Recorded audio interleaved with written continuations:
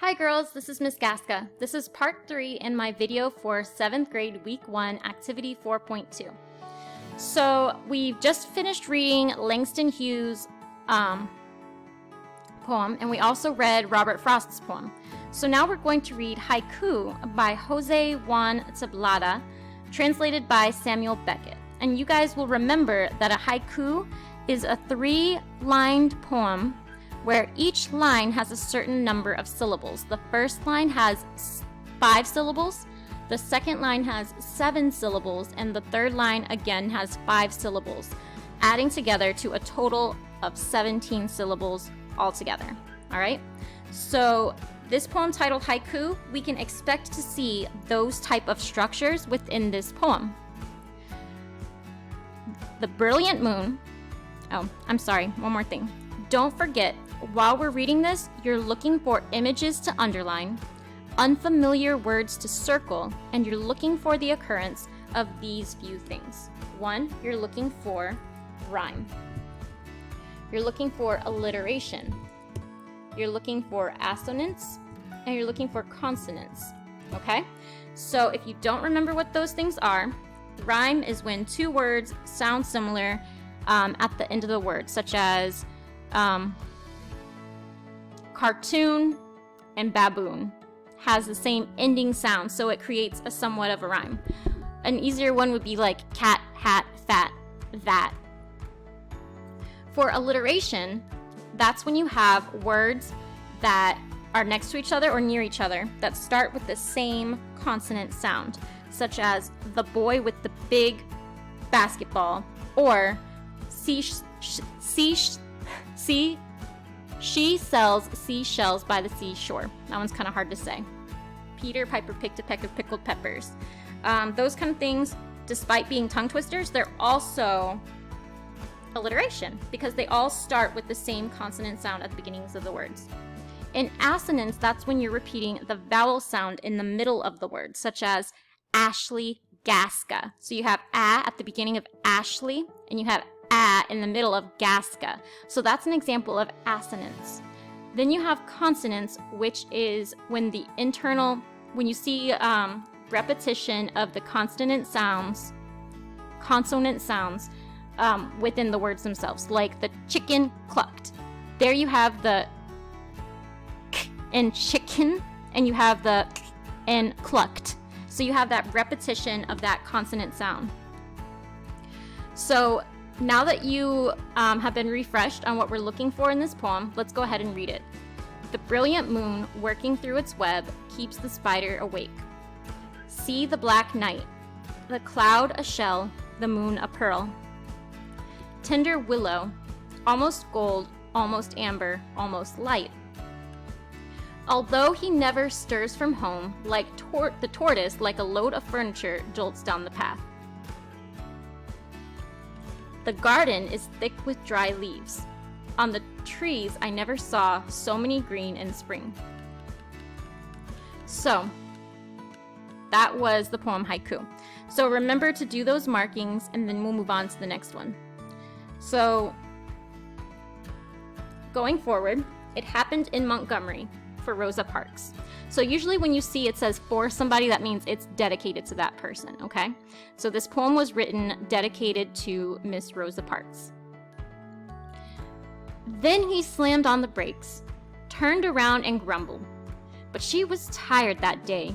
Weariness was in her bones.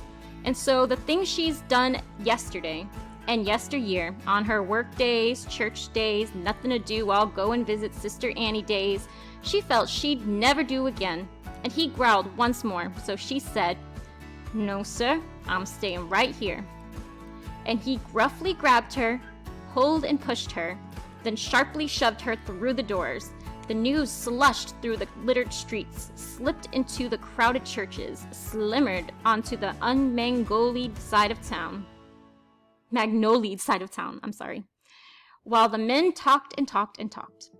She, who was tired that day, cried and sobbed that she was glad she'd done it, that her soul was satisfied, that Lord knows a little walking never hurt anybody, that in one of those unplanned, unexpected, unadorned moments, a weary woman turned the page of history. Ooh, that was a really cool poem. So, number 4 is about Maggie and Millie and Molly and May, which was the E.E. Cummings poem that we read. So in the poem, Maggie and Millie and Molly and May find examples of the author's use of capitalization and punctuation. What is the intended effect of this use? So you're being asked to do 2 things. You're being asked to find the capitalization and punctuation, which is easy for you. That's things like capitalized letters, periods, commas, semicolons, things like that are used, and sometimes they're used in kind of unusual ways. And then you'll see what is the intended effect of this use. So you have to look back at how the author used those things and try to imagine why you think it is that he used them. What kind of purpose was he trying to do? Like, how did he think that using them in that way would enhance the meaning of his poem in some way? All right? And that will guide you to your answer.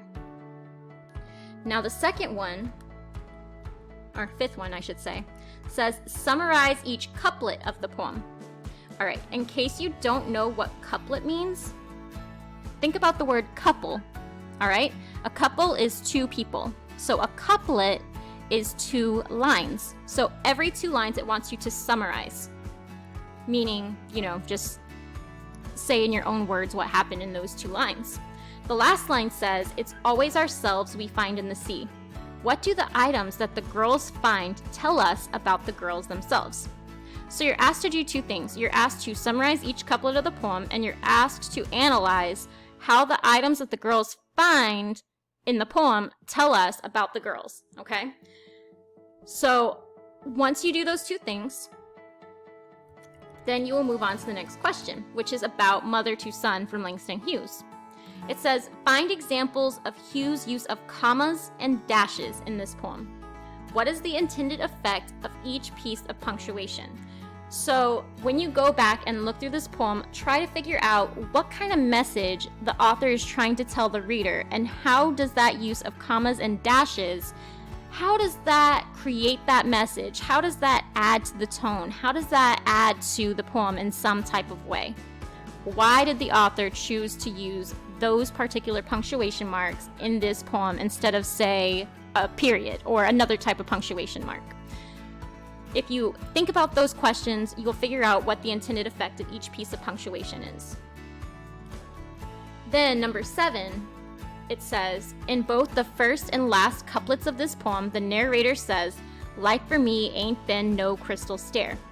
What has her life been like? Use evidence from the poem to support your thinking. So here you're asked to do 2 things. 1, you're asked to answer what her life has been like, and then you're asked to use evidence from the poem to support your thinking.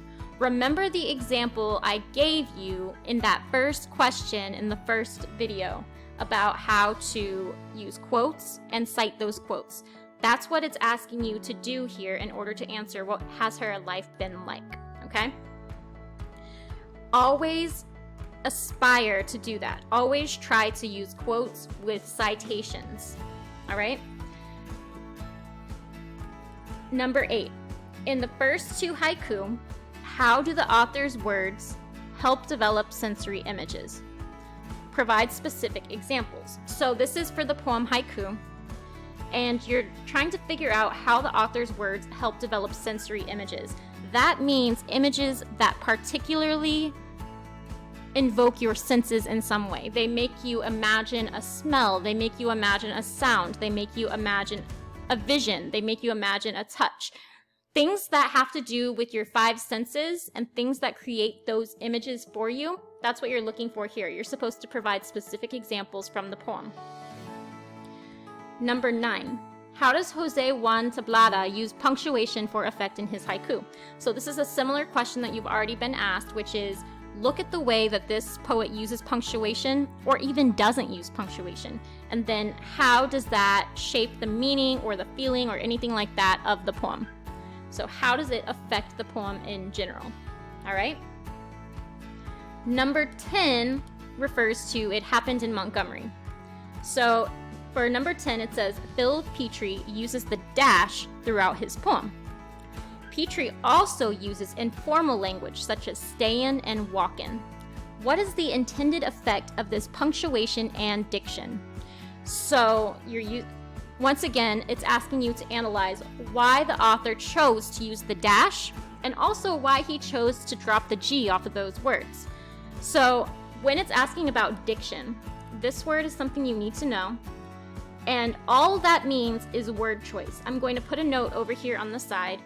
Diction equals word choice. So why did the author choose to use that kind of punctuation throughout the poem, and why did the author choose to use that diction with the informal language? What was the effect of using those things on the rest of the poem? What was the effect on the meaning? What was the effect on the style? What was the effect in general? Okay. Number 11, describe the events in the poem. All right. How does the sequence of events develop the narrative? Now, a narrative is a story, so the sequence of events is the order in which the events happen. So look at the way that the author is telling the events. Look at the way that they sequence it from one action to another, and think about how that sequence helps tell the story, okay?